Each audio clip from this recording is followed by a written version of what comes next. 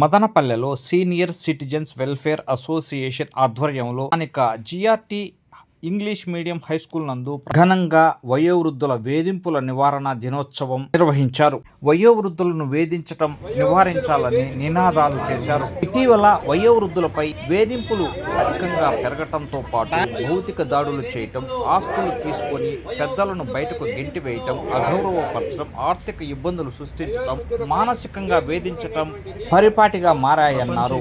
ప్రభావంతో సమాజంలో పెక్కు మార్పులు వచ్చేస్తున్నాయి.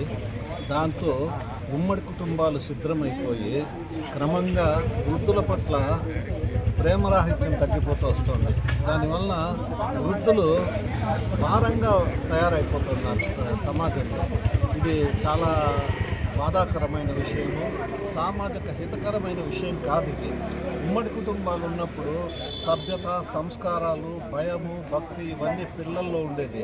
ఉమ్మడి కుటుంబాలు విచ్ఛిన్నమైపోయిన తర్వాత చాలా వరకు పిల్లల్లో క్రమశిక్షణ రాహిత్యము, తర్వాత పెద్దల పట్ల గౌరవము ఇవన్నీ తగ్గిపోతూ వస్తున్నాయి. ఈ ఉమ్మడి కుటుంబాలు పోవడంతో ఇవన్నీ కారణమవుతున్నాయి.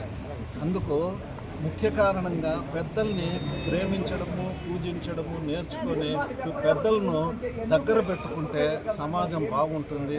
పెద్దలను కొంతమంది తీసుకుపోయి దూరంగా వదిలేసి రావడం కూడా జరుగుతుంది. ఇంతకంటే దారుణమైన విషయం ఇంకొకటి లేదు.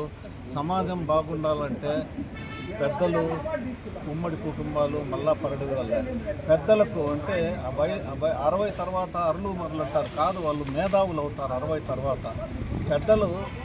పెద్దలకు సమాజం ఎట్లుండాలో తెలుసు, ఎలా ఉంటే బాగుంటుందో తెలుసు, ఎలా ఉండకూడదో కూడా తెలుసు. వారి పట్ల అవగాహనతో పిల్లలు ప్రవర్తిస్తే ఈ సమాజం బాగుంటుంది. పెద్దలను ప్రేమిస్తాము, పెద్దల్ని పూజిస్తాము, పెద్దల్ని గౌరవిస్తాము.